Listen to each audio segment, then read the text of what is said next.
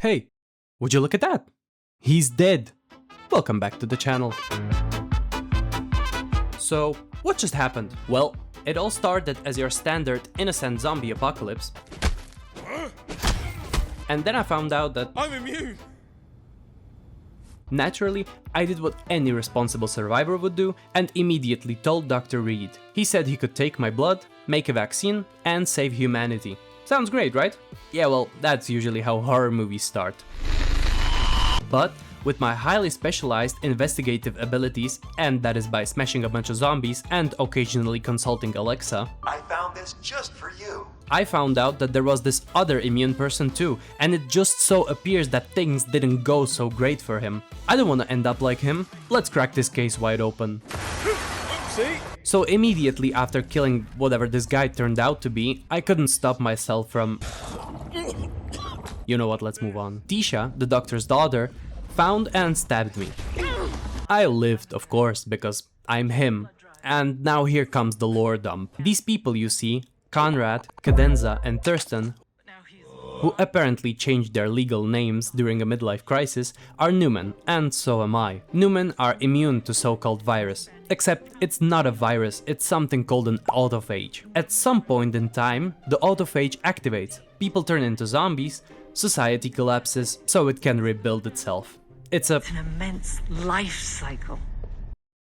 Thank you, Conrad. So basically, Newman aren't immune, so to speak, but rather they can coexist with an autophage. Most of the time, anyway. Alright, that's enough. Let's skedaddle. On my way back to the hotel to meet Dr. Reed, he took the rich people's exit. And not only that, but he also blamed me for the zombie outbreak.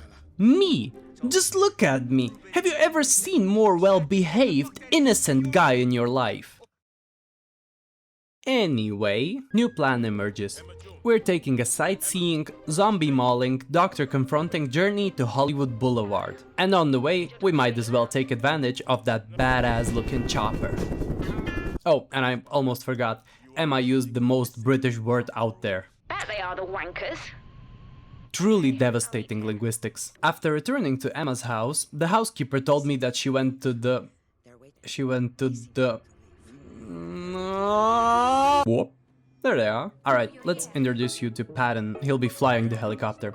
And Patton proceeded to start tweaking severely. Moments later, the game decided to test my patience by locking me out in the solitary and making me realize that I'm not finishing this twisted odyssey today. Because I was underleveled. I spent a couple of hours finishing one of the DLCs, and when I returned I was high enough level to keep going. And so I did. I also got my hands on this beautiful baby! I found this weapon to be so effective, it could kill through the door.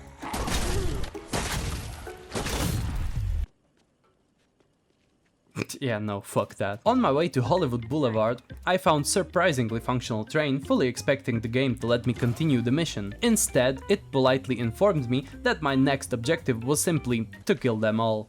Moments later, every zombie in Los Angeles apparently received the same calendar invite. Unbeknownst to me, I had accidentally stepped outside the quest area and all the remaining zombies despawned. So I had to do all of that again. I rode the train, which in my professional opinion, every man is capable of. At least they think they are. It's the same as, yeah, I could totally land an airplane. I got out, spent about 15 minutes searching for a wheel valve that just wasn't there, and finally got out of the subway. Hey, you made it.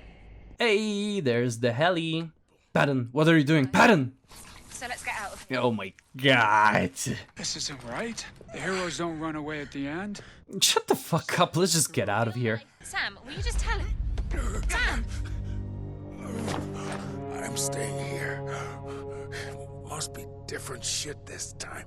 I told you a million times, don't trust that new dealer, dude. I believe in you. Whatever, I'll just go find the doctor. Whoa, lady! Manners! But of course, the main villain has a secret button under his desk. Can this get any more generic? Oh, here they are. Now here comes the classic let's confront the villain before we have a final boss fight, so let me just explain. Hey, this wasn't in the script! So, Dr. Reed, or as I would like to call him, started explaining the Newman and the autophage, which I already explained in the intro, and about 17 other things I stopped paying attention to. But from what I understood, he also admitted to spending years poking into humanity's built-in zombie settings, experimenting on his daughter for a cure. I modified an unborn baby with the Newman blood. She becomes the cure to be harvested every day for the rest of her life. That's a really fucked up thing to do, old man. And then he acted surprised when absolutely everything went to shit. At this point, I wasn't really interested in the philosophical debate about the next stage of human evolution. I was more interested in introducing his face to the Second Amendment. Get it? Because my arms are so strong they're classified as... Jeez, tough crowd.